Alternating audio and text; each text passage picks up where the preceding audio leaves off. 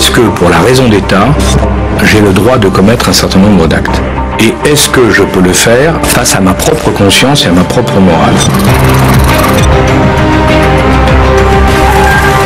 On a décidé à l'époque de monter un service d'exécution que j'ai appelé tout de suite Murder Incorporated. On a le droit de commettre toutes les turpitudes à condition de ne pas se faire prendre. C'est ça la grande morale. Un service de renseignement ne peut pas être dirigé comme un service ordinaire.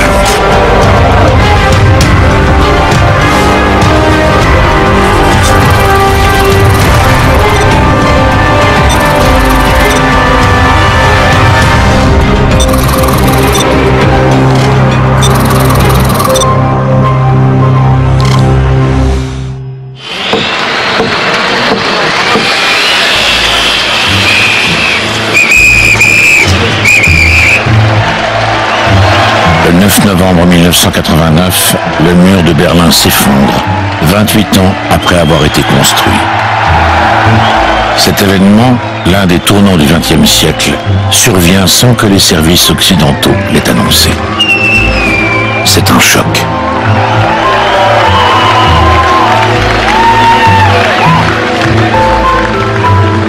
La chute du mur est un chamboulement total, non seulement pour notre maison, mais pour la plupart des services occidentaux.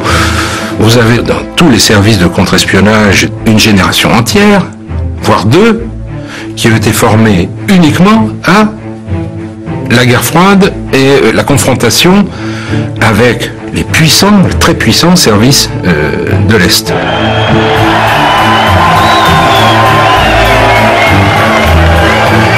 Il y a eu une période de doute, il y a eu une période d'incrédulité, et très vite on s'est quand même rendu compte que le mur était vraiment tombé. Un an après l'effondrement de l'Union soviétique, un événement incroyable se produit. Evgeny Primakov, le nouveau patron du SVR, nouveau nom des services de renseignement extérieur russes, entre dans la cour de la DGSE avec une demi-douzaine d'anciens du KGB. Un nouveau climat semble régner entre des services qui s'étaient affrontés pendant près d'un demi-siècle. Les hommes qui sont venus, ils étaient assez nombreux ce jour-là, étaient ceux-là même qui s'étaient battus. Il n'y avait pas eu aucun changement à l'intérieur de la maison, aucun changement. Et donc, on les connaissait pratiquement tous sur papier. Mettre un visage sur eux, ah, c'est lui. Et tout le monde était aux fenêtres, je me souviens, ça c'était grandiose. J'ai même été reçu au comité central du Parti communiste, au Kremlin, s'il vous plaît, excusez du peu. Il n'y avait pas beaucoup de gens qui étaient reçus au Kremlin. Et j'ai eu droit à toutes les attentions que les soviétiques réservent à leurs bons camarades, toute rancune bue. Il faut se souvenir que pendant cette période, tout le monde parlait des dividendes de la paix. Mais les Russes, ils m'ont tempéré un peu notre ardeur démocratique, si vous voulez, en disant, vous savez, quand on a appris à faire du renseignement, c'est comme quand on a appris à nager, hein, c'est pour toute la vie. On n'a jamais cru à la DST, je crois que personne n'a jamais cru que ça allait être un long fleuve tranquille où le monde entier allait être en paix pour l'éternité. C'était pas la fin de l'histoire. L'ennemi héréditaire a disparu, mais les espions vont se reconvertir. Aux États-Unis, sous l'impulsion des présidents George Bush puis Bill Clinton, le renseignement entame une autre conquête, celle des marchés. La prospérité n'est-elle pas une composante de la sécurité d'un État? Aux États-Unis, l'économie est synonyme de priorité nationale. La voie est ouverte pour l'espionnage entre alliés. En France, c'est dans les années 80 que, sous l'impulsion du nouveau directeur Pierre Marion, la DGSE s'oriente vers le renseignement économique. Des rencontres régulières ont lieu entre le directeur de la DGSE et les entreprises. Les enjeux dans les années 80, c'était de soutenir un certain nombre de grandes signatures, qu'on appelle aujourd'hui du CAC 40, qui étaient pas mal mis en difficulté par la concurrence internationale, qui était assez brutale quand même à cette époque-là. Il y avait des relations qui existaient régulières entre les patrons de ces entreprises et les patrons de cette maison. Ils se voyaient, ils se rencontraient, ils déjeunaient ensemble, etc. Ça permettait aussi de revalider à chaque fois le cahier des charges, les préoccupations, enfin les enjeux sur lesquels les uns et les autres étaient.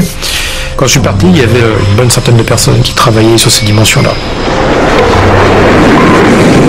Les bonnes affaires demeurent secrètes. En 1981, l'avionneur d'assaut vend 50 Mirage 2000 à l'Inde. La DGSE a pu récupérer les offres des concurrents américains et russes et les transmettre à l'industriel qui a su adapter les siennes. Mais on ne gagne pas à tous les coups. Au début des années 80, la DGSE entreprend d'infiltrer 49 sociétés américaines de haute technologie, dont Texas Instruments, IBM, Hewlett-Packard, Corning Glass. Les ingénieurs de haut niveau s'y font embaucher pour avoir accès à des secrets industriels. Mais la CIA obtient la liste des cibles françaises. Les Américains portent plainte. C'est le monde à l'envers. Après avoir agi ensemble contre le communisme, les services français s'attaquent à leurs frères d'armes. L'affaire très confidentielle atterrit sur le bureau du Premier ministre Michel Rocard. Il doit négocier avec les États-Unis une sortie de crise honorable.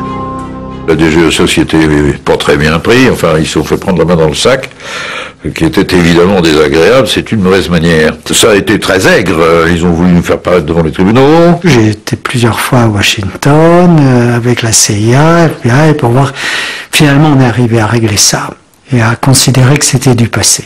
Et ça s'est fini quand même, après pas mal de pression et de désagréments, par une espèce de deal avec une promesse de ne plus continuer et un effacement des comportements mutuels. L'affaire est étouffée, réglée à l'amiable en 1989 entre gentlemen, conformément aux usages non écrits. 2 ans plus tard pourtant, l'ex-directeur de la DGSE, Pierre Marion, prend une initiative saugrenue. Il confirme tout, à plusieurs reprises, à la télévision américaine. What about planting spies in American companies? That has happened. It has happened in a few specific cases. In the computer chip field, perhaps? Yeah. Texas Instruments? Yeah. IBM? It can be true. What about recruiting American businessmen from these companies to help the French? Well, I would say that could happen because that's a part of the game. Les médias américains en font aussitôt des gorges chaudes. Les Français sont étriés. And there is a new kind of war to report tonight, an economic war being waged by France against the United States. For years, the U.S. has accused the French of industrial spying, aimed primarily at America's aerospace industry. The CIA claimed the French even bugged the first-class compartments on Air France flights to eavesdrop on American business executives. On avait bien conscience de cela, on n'aimait pas ça, et on a donné des avertissements aux sociétés américaines. This video, produced by Hughes Aircraft to highlight the danger, reenacts what can happen. The scene, a Paris hotel room. The victim, an American businessman. The prize, a valuable jet fighter contract sought by France and the U.S. Bonsoir, est-ce qu'il y a quelqu'un? It looks like a B-movie, but it's common practice by French intelligence.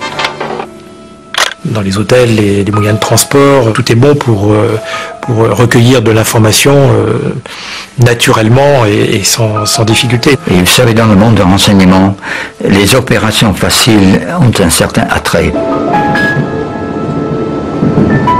Les gens n'imaginent pas tout ce qu'on peut récupérer. Sans avoir besoin de passer par de la contrainte ou de la brutalité. Non, non. Tout en finesse. Tout en finesse.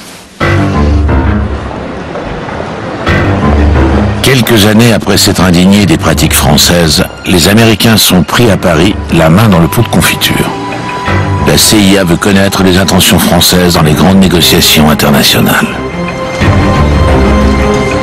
Dès 1992, la DST découvre qu'une Américaine, Mary Ann Baumgartner, est en contact avec un jeune conseiller d'État, Henri Plagnol. En fait, il a été tamponné, comme disent les espions. La jeune femme travaille pour la CIA. Elle se présentait comme chargée de représenter à Paris une fondation américaine. Et on sympathise, et elle me dit, ça m'intéresserait d'en savoir un peu plus sur ce que vous avez comme regard sur les relations transatlantiques. Enfin, c'était encore très général, très vague. Madame Baumgartner me propose d'être rémunérée pour les rencontres que j'avais avec elle. Au début, c'était très modeste. C'était quelque chose comme 500 francs pour un déjeuner. Et c'est devenu autour de 5000 francs. La DST a vite compris le petit jeu de la CIA. Plagnol n'y voit que du feu et continue à fournir des informations à son amie américaine. Mais quand en 1993 il devient conseiller du nouveau Premier ministre Édouard Balladur, le contre-espionnage trouve que la plaisanterie a assez duré. Des secrets d'État pourraient être éventés. Plagnol est convoqué à la DST. À partir de là, ça devenait dangereux. On en a parlé à M. Plagnol, qui a été d'abord surpris de voir qu'on était au courant de ce contact. J'ai expliqué assez facilement, d'ailleurs sans problème, ce qui m'a incité à lui demander de poursuivre, et ce qu'il a accepté. Il m'a tout de suite dit, on peut avoir besoin de vous. Et 15 jours après, ou 3 semaines après, Nart me rappelle, et à ce moment-là, j'accepte, cette fois-ci, d'être en mission. 2 semaines après être entré à Matignon, Henri Plagnol doit quitter ses fonctions. Il n'interrompt toutefois pas ses contacts avec son officier traitant qu'il continue à alimenter en informations. Seule différence, elles sont fausses et fabriquées par la DST. Dans le jargon de l'espionnage, on dit que Plagnol est devenu une chèvre. Son action permet à la fois d'intoxiquer les Américains et de connaître leur centre d'intérêt. L'enjeu est énorme puisque les 2 pays sont engagés dans les difficiles négociations commerciales au GATT. La CIA veut connaître à l'avance les positions françaises. Des milliards de francs sont en jeu. M. Plagnol a parfaitement joué le jeu et c'est la DST, avec l'aide de spécialistes, qui a rédigé les réponses qu'il remettait à son contact. Et donc, au lieu de donner ce qui était la réalité, on donnait une autre version qui avait, elle, pour objectif de brouiller un petit peu les pistes et éventuellement de rétablir la situation en notre faveur. Moi, j'ai tout de suite dit à la DST, mais ça ne marchera jamais. C'est passé comme une lettre à la poste. Lors des négociations du GATT, complexe accord sur le commerce international, Édouard Balladur obtient un compromis satisfaisant et préserve les intérêts français. Mais Henri Plagnol n'était pas l'unique cible des Américains. Ils ont également tenté de placer les communications de Matignon sur écoute. Si les Français n'avaient pas été exemplaires en espionnant les entreprises d'outre-Atlantique, les Américains déchirent à leur tour un contrat tacite entre alliés. La règle est la même pour tout le monde. Si on est pris, on paie les conséquences. En charge du contre-espionnage, le ministre de l'Intérieur, Charles Pasqua, est informé. J'ai convoqué l'ambassadrice des États-Unis. Elle me dit, mais c'est pas possible. J'ai dit, oui, c'est pourtant la réalité. Alors, j'ai dit, vous devriez faire en sorte que les responsables retournent aux États-Unis. Ce serait de loin préférable. J'ai laissé tout le temps nécessaire aux Américains pour régler cette affaire. Ils ne l'ont pas fait. À partir du moment où ils ne l'ont pas fait, chacun a pris ses responsabilités. Coup de froid entre Paris et Washington. La France demande aux États-Unis le rapatriement de 5 ressortissants américains soupçonnés d'espionnage au profit de la CIA. La nouveauté dans cette affaire est que les agents de la CIA se sont livrés à l'espionnage politique en tentant de recruter de hauts fonctionnaires français. Autre fait inhabituel, le ministre de l'Intérieur convoquant l'ambassadeur d'un pays ami, comme un ambassadeur soviétique au pire moment de la guerre froide, pour lui demander de rapatrier ses agents alors qu'ils sont démasqués et donc devenus inoffensifs. Enfin, tout aussi troublante est la révélation de l'affaire dans un grand quotidien du soir. Ce genre de problème se règle d'ordinaire en famille. Et j'étais furieux. Je vois tout ce qui permettait de l'identifier à la une du Monde, et j'appelle immédiatement Nart en lui disant, enfin, qu'est-ce qui se passe, c'est même insensé. Et à ce moment-là, lui-même est manifestement un peu malheureux de cette situation, un peu embarrassé. Et il me dit, écoutez, nous-mêmes, on ne comprend pas. Les espions ont des usages, les politiques n'ont pas leurs scrupules. Une bonne affaire se médiatise pour peu qu'elle intervienne dans un contexte électoral. Pour Charles Pasqua, il s'agit de mettre en avant la vigueur de son candidat Édouard Balladur à l'élection présidentielle au mépris de l'opération de la DST. une affaire d'espionnage est mêlée au jeu politicien. C'est un coup politique? Oui.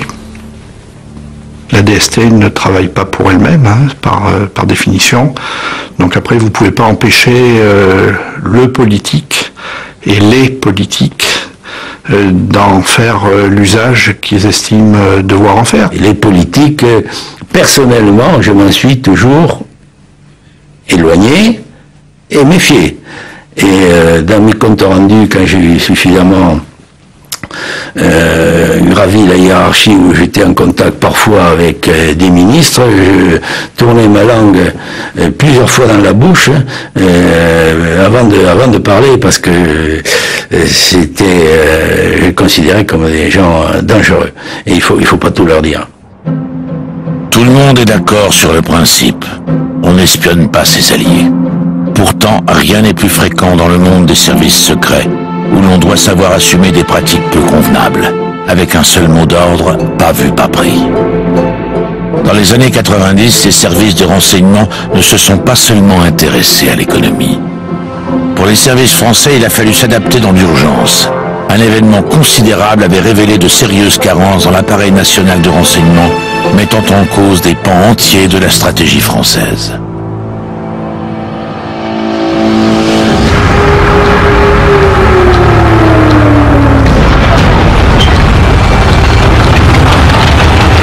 Moins d'un an après la chute du mur, dans la nuit du 1er au 2 août 1990, les troupes irakiennes franchissent la frontière du Koweït, puis atteignent rapidement Koweït City.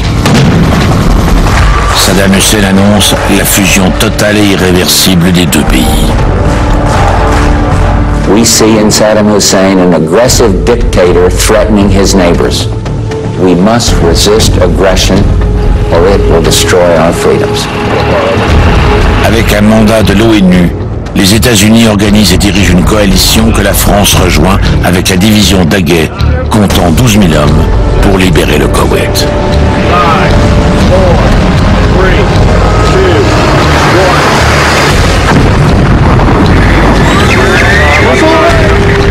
Les troupes françaises sont placées sous commandement américain. Hélas, les Français ne sont pas du tout au point.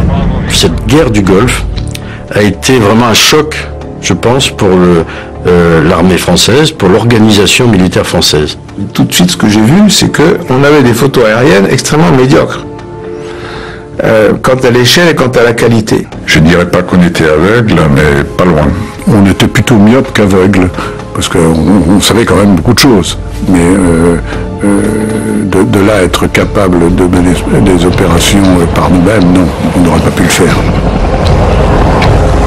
Le général Schwarzkopf, qui était un grand colosse, très sympathique d'ailleurs, m'a emmené dans la salle des cartes, dans sa cahute. Puis à un moment, il y a une carte.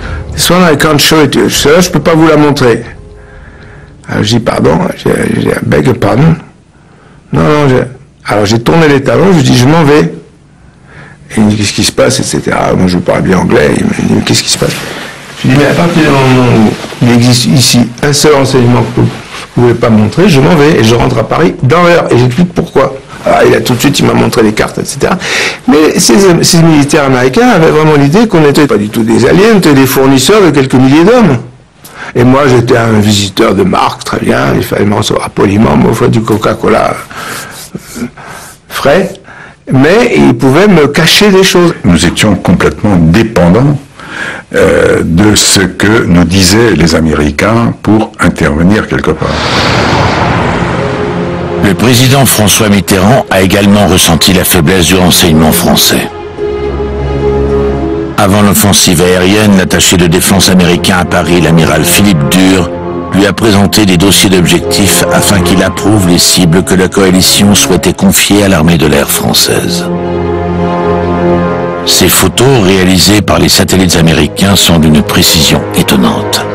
À la fin de l'entretien, l'amiral refuse de laisser au président français ces images classées secret. Ceci a conforté le président dans l'idée que les moyens de détection par satellite étaient extrêmement importants et que, en réalité, l'indépendance, l'autonomie de décision de la France ne serait vraiment satisfaisante, complète, que lorsque nous détiendrions ces moyens.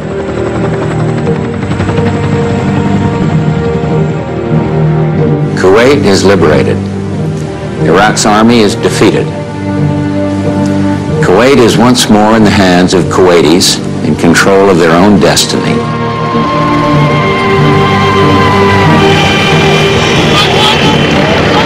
En mai 1991, la guerre du Golfe est terminée. La coalition a remporté la victoire. François Mitterrand, Pierre Joxe et l'état-major en conviennent. Il est plus que temps de réagir et de réorganiser le renseignement militaire en l'unifiant dans une nouvelle structure. J'ai rencontré M. Joxe qui m'a dit qu'il avait l'intention de monter un dispositif digne de ce nom, de renseignement digne de ce nom, pour corriger complètement cette carence. Et il m'a dit, et je vous désigne pour monter ce dispositif. Je pense que Mathilde Lim n'avait pas d'autres questions à poser, donc quand il m'a dit ça, j'ai dit non, pas d'autres questions, je vais le faire. Mitterrand vous suit dans ce choix? Ah oui, j'allais dire aveuglément, d'autant plus qu'il n'y connaissait rien, il n'y comprenait pas grand-chose, et il voyait que j'avais raison, donc ça vraiment que j'ai pas eu de problème de ce côté-là. Monsieur Joxe a une personnalité telle qu'il arrive sans problème à imposer sa volonté. La France sait maintenant qu'elle a besoin d'une capacité autonome de renseignement militaire. Le nouveau service s'appellera DRM, Direction du renseignement militaire. Il est créé le 16 juin 1992. Quand François Mitterrand prend la décision de lancer un satellite militaire d'observation de la Terre, il sait qu'il sera mis en orbite 4 ans plus tard par son successeur. Jacques Chirac est élu en mai 1995. Dès le mois d'août suivant, il sera le premier président français à posséder un œil dans l'espace. Son nom, Hélios, du nom de ce dieu grec qui voit tout, qui sait tout, à qui rien n'échappe et qui rend toute chose visible et présente. Dès 1995, la France entre dans le club très fermé des nations pouvant prendre des clichés ultra précis depuis l'espace. La résolution exacte de ces images demeure un secret d'État. Elle est de quelques dizaines de centimètres. À partir de ce moment-là, la position de la France était totalement différente. Nous n'avions pas des renseignements, évidemment, sur l'ensemble du monde. Mais la grande différence, c'est que les autres ne savaient plus ce que nous savions. Et par conséquent, leur attitude vis-à-vis de nous était totalement différente. Parce qu'ils pouvaient toujours s'imaginer qu'on savait. Et nous, on laissait toujours entendre qu'on savait. Hélios prend des images de jour dans le spectre visible, mais aussi dans l'infrarouge. Vue de l'espace, une centrale nucléaire ne montre que son béton. Mais grâce à l'infrarouge, il est possible de détecter la chaleur qu'elle émet et d'en déduire son activité réelle. Les nouvelles capacités du renseignement français provoquent parfois des petits incidents entre alliés. Les Américains de la Defense Intelligence Agency appellent un soir le général Heinrich, alors patron de la DRM. C'était un vendredi soir, c'est toujours à ce moment-là qu'arrivent les affaires. J'ai eu un appel du directeur de la DIA qui m'a dit « Restez bien à votre bureau, je vais vous envoyer l'attaché de défense américain avec une photo ». Et il est arrivé rapidement, cet attaché de défense, un peu affolé, en disant voilà une photo, et voilà, il y a une nouvelle offensive irakienne vers le Koweït. Regardez la photo, sur la photo, c'est vrai que vous n'êtes pas expert, vous voyez des colonnes de chars, d'accord, ok. Donc j'ai appelé mes experts. Bon, l'Américain est reparti et mes experts sont revenus 5 minutes après avec les mêmes photos. Mais en me disant, vous voyez, ces photos, nous on les avait vues, mais on n'a attaché aucune importance parce que c'était une manœuvre irakienne et là sur ces photos, ils remontent vers le nord, donc vers Bagdad, alors que les Américains nous disaient qu'ils descendaient vers le sud, vers Koweït. Entre-temps d'ailleurs, j'avais eu un appel du chef des services allemands complètement affolé qui m'a dit, écoutez, je dois vous dire quelque chose. Les Américains, voilà ce qu'ils m'ont dit, et nos hommes politiques commencent à s'inquiéter. Et je dis à ce moment-là aux Allemands, écoutez, rassurez vite vos hommes politiques, dites-leur que c'est un faux renseignement, qu'il ne se passe rien, nous avons toutes les preuves. Bon, j'ai dû lui répéter 3 fois pour qu'il soit bien sûr, mais lorsque j'ai rappelé les Américains, ils ont un peu hésité, puis ils m'ont rappelé en me disant, écoutez, c'est une erreur effroyable de nos experts. Globalement, ils ont confondu le Nord et le Sud. Bon, par courtoisie, j'ai fait semblant de le croire, mais je connais la qualité des experts américains, ils confondent rarement le Nord et le Sud. Avec des moyens techniques énormes, les services de renseignement informent l'État, préviennent les menaces contre le territoire, traquent les guerriers de l'ombre. Mais le dernier secret, l'indice insoupçonnable, la planque introuvable, reste du domaine de l'agent sur le terrain, du facteur humain. Il sera décisif dans la traque d'un terroriste international dont les méfaits avaient défrayé la chronique dans les années 70. Son nom, Ilich Ramirez Sanchez, alias Carlos. Son refuge est à Paris. La DST l'a découvert. Le 27 juin 1975, 2 fonctionnaires de la DST se rendent rue Toulier pour l'arrêter. Ils leur tirent dessus à bout portant et s'enfuient. Raymond Douce et Jean Donatini succombent, ainsi que leur informateur. La traque commence. Elle durera 19 ans. Pour nous, la capture de Carlos était quelque chose d'extrêmement important dans la mesure où il avait assassiné 2 de nos anciens. Chaque fois qu'on rencontrait les Américains ou les Algériens ou les Syriens même, et Carlos, vous l'avez vu, vous savez où il est, ah ben on a entendu dire qu'il pourrait être là, non on ne sait pas, ça faisait partie d'un bruit de fond si vous voulez dans l'activité du service. En août 1994, Carlos est en retraite du terrorisme et coule des jours paisibles à Khartoum ou Soudan. Mais les services américains l'ont repéré. Il donne sa position aux Français. Le général Philippe Rondeau, affecté à la DST, part sur place. Il rapporte à Paris la preuve de son existence et propose une opération osée. Il propose de le rapatrier. Je ne sais pas si le terme est parfaitement exact. Certains diront le kidnapping, comme ils le voudront. Rester à mettre en œuvre une manière élégante de le sortir du pays. L'occasion s'est présentée à la suite d'une hospitalisation. Et après anesthésie, il s'est retrouvé immédiatement dans un avion. Pendant toute la durée du vol, les gens qui étaient avec lui n'ont jamais parlé. Tout le monde était cagoulé. Et donc, il ne savait pas du tout entre les mains de qui il était. Dans ses oreilles, il faisait passer de la musique israélienne. Alors, il croyait qu'il allait tomber chez les Israéliens. Ouf de soulagement quand il s'est retrouvé à Vélizy. Il a réalisé quand il a été dans la geôle de la DST. Et là, il a dit, chapeau. J'ai donc appelé le président. Je lui ai dit qu'on avait arrêté Carlos et qu'on l'avait ramené. Alors il y a eu un petit moment de silence à l'appareil, puis il m'a dit, est-ce que c'est le résultat d'une longue traque ou l'effet du hasard, etc. J'ai dit, vous savez, monsieur le président, c'est pas à vous que je dirais qu'il y a toujours un peu de deux dans ce genre d'opération.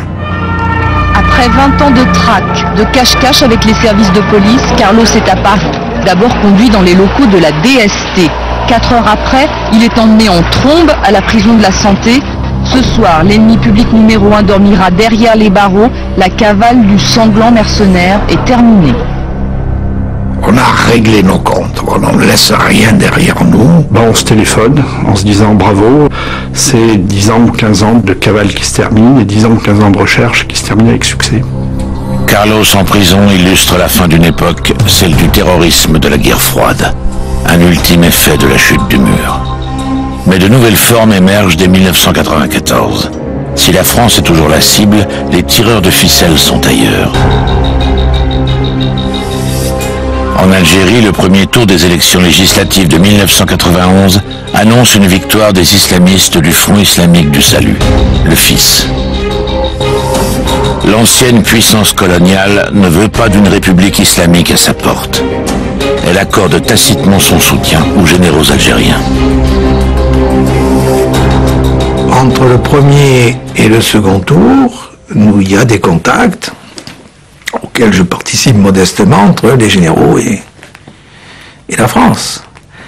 Et je suis à l'Élysée 2 ou 3 fois et Mitterrand donne son accord de manière sibylline mais très claire, pas de manière formelle mais très claire, donne son accord pour que le deuxième tour n'ait pas lieu. Les généraux algériens annulent le second tour et font leur coup d'État en janvier 1992. La France n'a pas tenté de les dissuader. Elle devient la cible d'attentats des islamistes, notamment signés par le groupe islamique armé, le GIA. Les attentats anti-français se produisent en Algérie en 1994. En décembre, le GIA détourne un Airbus vers Marseille. Puis des attentats à Paris se succèdent. La situation n'avait jamais été aussi grave depuis la vague terroriste des années 80. La DST adopte une stratégie délicate de coopération avec les généraux algériens, experts en manipulation et acteurs sanguinaires de la guerre civile. Ils sont suspectés d'avoir été mêlés à des actions anti-françaises, dont la mort tragique des moines de Tibérine. On nous a accusés d'être les porte-flingues des services algériens, d'avoir été manipulés par les services algériens. Je suis tout à fait opposé à cette théorie. Je crois que nous avons exploité avec précaution l'ensemble des renseignements qui nous ont été communiqués. Et nous, ça nous intéressait, tout ce qu'ils pouvaient nous dire concernant la préparation d'actions violentes en France, c'était pas nouveau, il valait mieux qu'on le sache. Hein. Vous savez, on n'est pas dans une situation, c'est pas un travail d'enfant de cœur, hein, tout ça. La stratégie est payante. Progressivement, à Paris, Lyon, Lille, Marseille, des réseaux islamistes algériens tombent. C'est au cours de ces années que les Français repèrent une nouvelle filière. Elle conduit de jeunes musulmans en Afghanistan.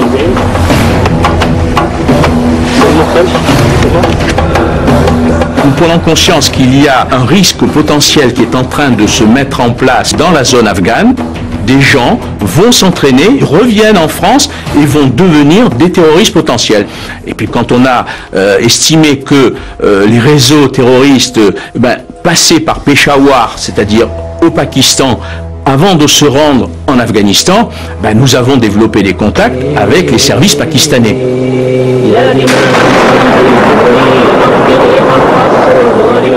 Évidemment, c'était pour nous un enjeu absolument majeur, parce que dès le printemps 98, nous avons adressé à nos autorités la première monographie sur Ben Laden. Si vous cherchez un peu dans vos souvenirs, pas grand monde ne parlait à l'époque de Ben Laden. Simplement, pour l'anecdote, je vous dirais que pendant 1 ou 2 ans, nous avons utilisé l'expression de mouvance islamiste internationale pour découvrir plus tard qu'on devait l'appeler Al-Qaïda, mais c'est pas grave. On savait très bien ce dont on parlait, hein. La filière afghane, on savait ce que ça représentait comme danger.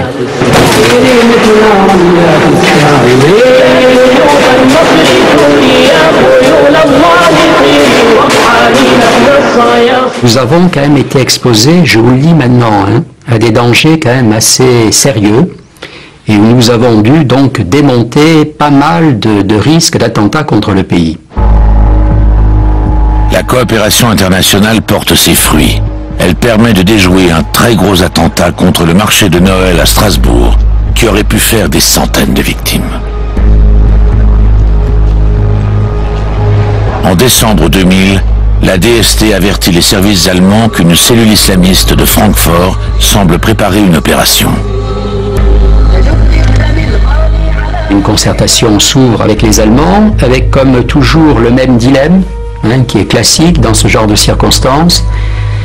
Est-ce qu'on attend un peu pour en savoir un peu plus et mesurer le risque réel, Ou bien est-ce qu'on considère que le risque est tel qu'on doit intervenir tout de suite? Les Allemands ont considéré qu'il fallait intervenir. Les Allemands, parce que la législation les autorisait, un jour sont rentrés dans un appartement qu'on leur avait désigné, clandestinement, et ils ont découvert des explosifs. Il n'y avait personne, pour une raison très simple, c'est que les auteurs étaient en train de faire une reconnaissance d'objectifs, et quand ils sont revenus, on les a arrêtés, on a retrouvé cette fameuse cassette où on avait tout l'itinéraire de leur parcours pour partir depuis l'Allemagne, arriver au poste frontière à Strasbourg.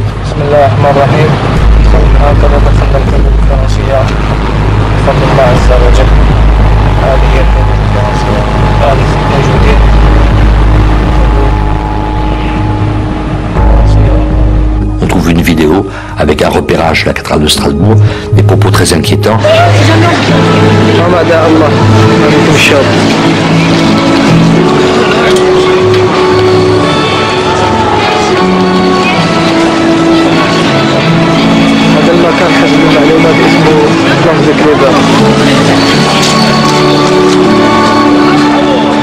On comprend évidemment qu'une action se prépare. On était à quelques jours de l'attentat, qui aurait fait probablement plus de 100 morts.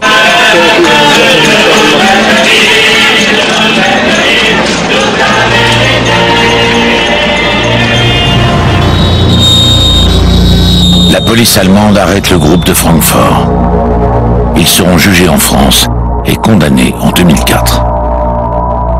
Les renseignements étaient le fruit d'une coopération quadrilatérale, enfin, c'est-à-dire qu'il y avait des renseignements que nous échangions avec les Algériens, des renseignements que nous échangions avec les Anglais, que nous échangions avec les Allemands, que nous échangions avec les Italiens, vous voyez. Tout le monde détient un morceau du puzzle. Si on veut avoir l'ensemble de la figure, il faut mettre les morceaux du puzzle sur la table. Il est évident qu'aujourd'hui, devant confronter une menace planétaire, éclatée, polymorphe, il faut, s'il n'y a pas de coopération internationale, ça ne marche pas. Aucun pays ne peut avoir la prétention, et là, de dire qu'il peut seul régler le problème. Quand l'expertise française est reconnue internationalement, la CIA ou le FBI sont en retard, alors qu'une affaire aurait dû les alerter. Aux États-Unis maintenant, l'arrestation à Seattle d'un Algérien avec en sa possession des explosifs. Sous très haute protection policière, Ahmed Ressam, un Algérien de 29 ans, arrive hier soir au tribunal de Seattle sur la côte ouest des États-Unis. C'est mercredi soir, à l'arrivée d'un ferryboat en provenance de Vancouver, que les douaniers sont intrigués par son comportement nerveux. Il est le dernier à débarquer du ferry et le garde-frontière va vouloir fouiller le coffre qu'on trouve dans la roue de secours de l'explosif qu'il avait fabriqué lui-même. L'objectif, d'après les enquêteurs, était l'une des tours de Seattle, où 250 000 personnes sont attendues pour le réveillon et où Ahmed Ressam avait réservé une chambre dans cet hôtel. Selon un expert, si Ahmed Ressam avait pu mettre son projet à exécution, les dégâts auraient été considérables. La CIA est complètement hors du coup. Et là, c'est la panique. La panique parce que tout d'un coup, on a un individu qui dit rien, de l'explosif, une réalité. Les Américains ont débarqué pendant une fin de semaine complète au siège de notre service. C'est tout juste si on n'a pas dû les coucher, les héberger au service, parce que ils découvraient ce qu'ils croyaient être le risque algérien. Et ils se disent, mais qu'est-ce qu'on a à voir, nous, Américains, avec le GIA algérien? On n'a aucune relation avec le GIA algérien. Alors qu'on leur a expliqué qu'Ahmed Ressam était algérien, ok, mais il y avait une autre dimension d'Ahmed Ressam. Il faisait partie justement de ce que nous commencions à appeler à l'époque la mouvance islamiste internationale. On leur dit non, messieurs, vous vous trompez. Ça, c'est lié à la mouvance de Ben Laden. Et pour eux, c'est aussi une surprise, parce que pour eux, j'allais dire, un homme de Ben Laden, ça devait être un homme originaire d'Afghanistan, originaire du Pakistan, mais pas un Algérien. Un Algérien, c'était pour nous, Français, un homme qui commettait des attentats pour le compte du GIA, pour le compte du GSPC. Il a fallu que la France, là, apporte un concours qu'elle a fait volontiers, et moi en particulier, alors dans des milliers de documents, et puis en acceptant d'aller témoigner devant des cours américaines, à la demande de l'Attorney général des États-Unis, pour convaincre un jury de ce que, il ne s'agit pas simplement d'un transport d'armes et de munitions, mais bien d'un complot Al-Qaïda contre les États-Unis. Bref, on leur a fait découvrir à l'époque toute une dimension qu'ils ignoraient.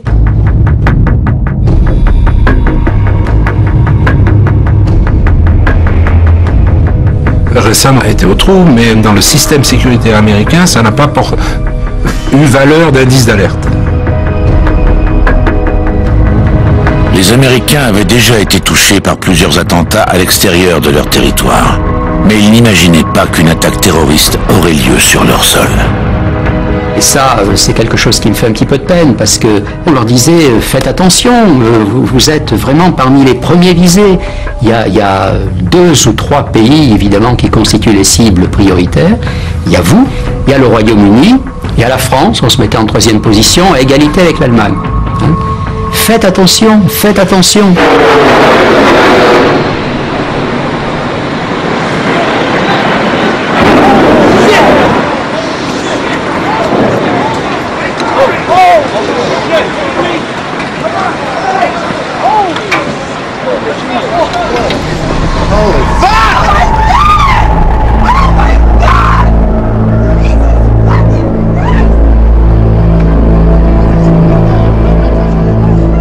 Pour les services français, le 11 septembre n'est pas un tour rond. C'est un attentat de plus parmi tous ceux qui ont eu à gérer depuis des années. Pour nous, il y a, si vous voulez, un changement de degré, pas de nature. Le 11 septembre, c'est pas un accident historique. Le 11 septembre, c'est la résultante d'une évolution complexe qui s'est faite à bas bruit depuis les années 90-91, partout dans le monde.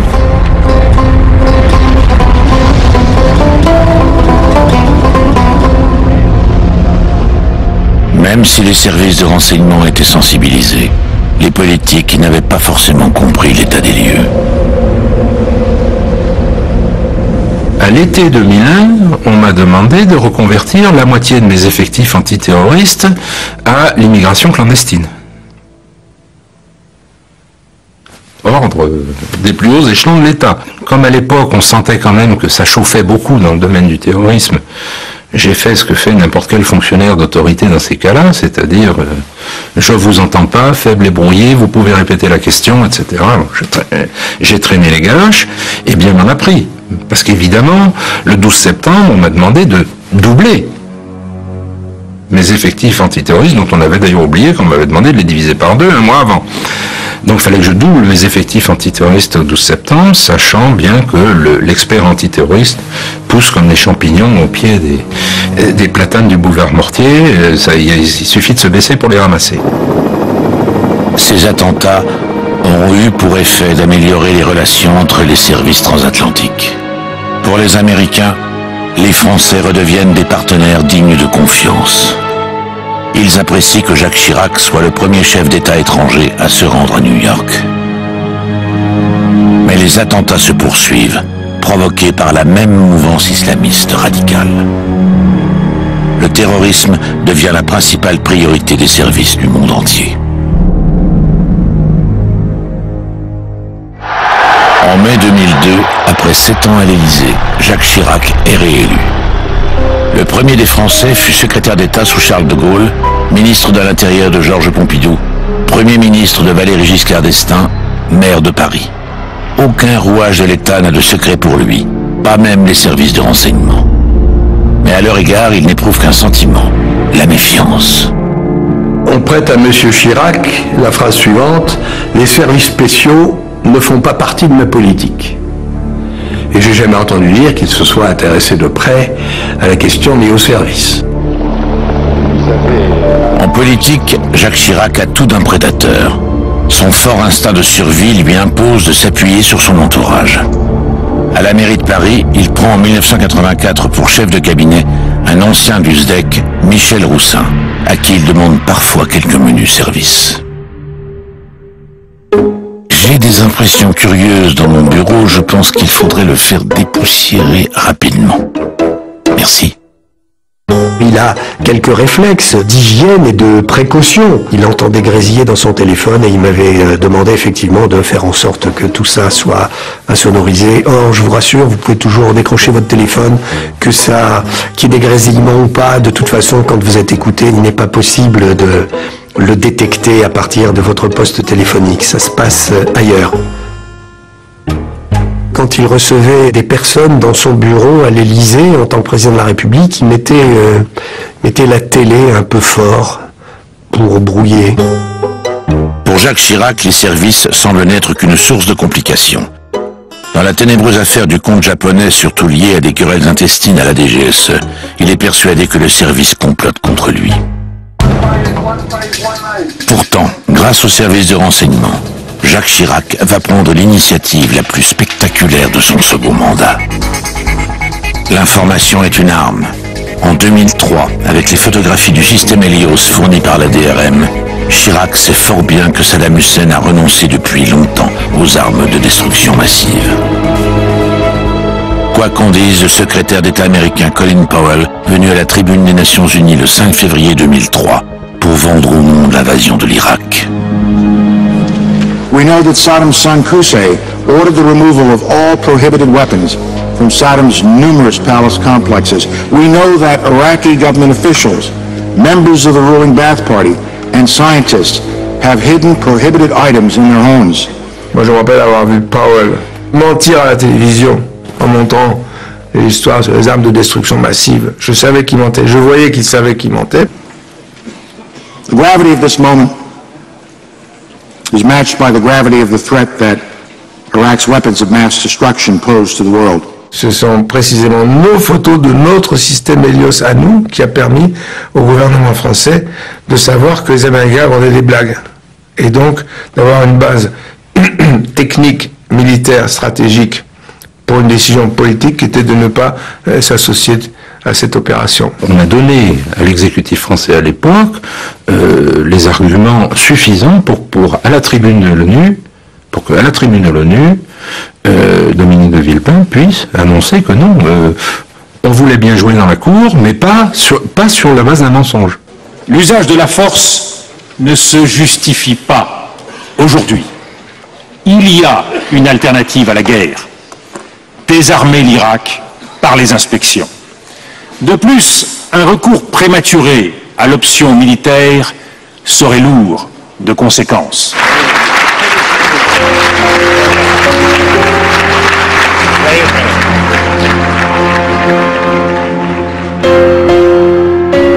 Le refus de Jacques Chirac de participer à la guerre d'Irak est le coup d'éclat de son second mandat.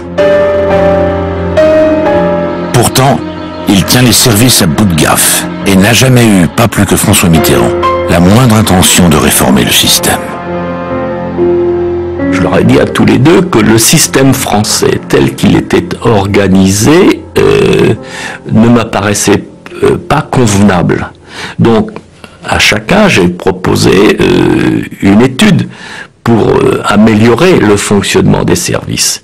Tous les deux m'ont donné l'autorisation de faire ces études. J'ai consulté les plus grands experts, je suis allé aux États-Unis, je suis allé en Grande-Bretagne, je suis allé partout pour voir comment ça fonctionnait. Bon, donc j'ai fait un rapport au président Mitterrand et j'ai fait un rapport au président Chirac. Et ces deux rapports ont eu le succès inespéré de se retrouver dans un tiroir. Il ne s'est rien passé. François Mitterrand et Jacques Chirac se sont finalement bien accommodés de l'organisation mise en place en 1945 par le général de Gaulle. Mais une réforme est dans l'air.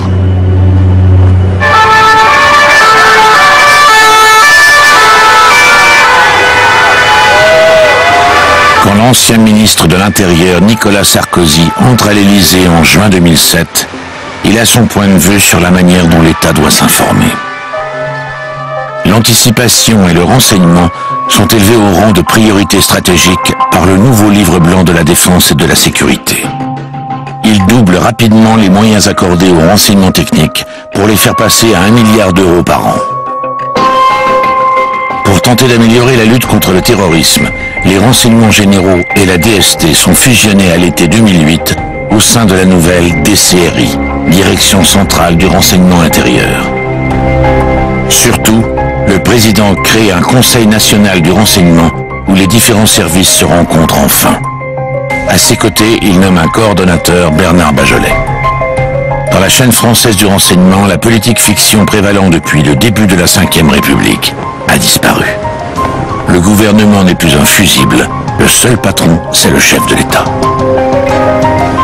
L'initiative est bonne, mais auprès de qui doit être placée cette coordination du renseignement? Ça, c'est un vrai problème, parce que le renseignement, c'est aussi prendre des risques, Et est-ce qu'il faut qu'un homme politique placé comme est placé le président de la République soit éventuellement éclaboussé par une affaire liée au service de renseignement? Le pouvoir politique, jusqu'à Nicolas Sarkozy, a tenu le renseignement à distance.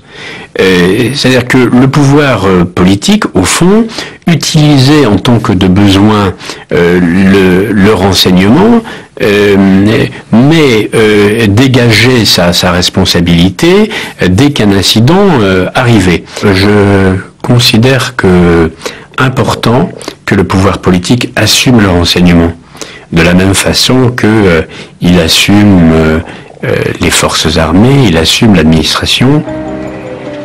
Le renseignement n'est pas quelque chose de sale, de honteux. C'est quelque chose qui fait partie de l'État, qui agit dans l'intérêt de la nation. Et il y avait là, au contraire, une lacune à combler.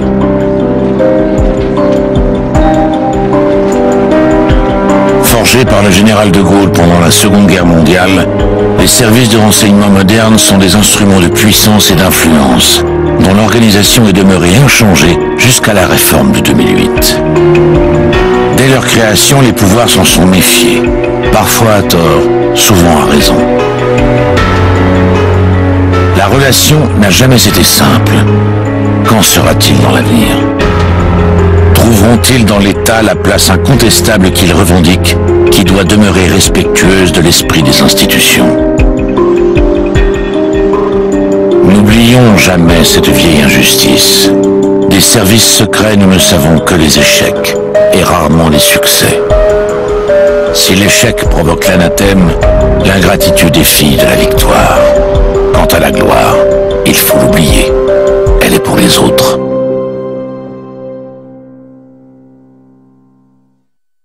Là, je peux pas vous répondre. Je peux pas vous répondre et je vous répondrai jamais.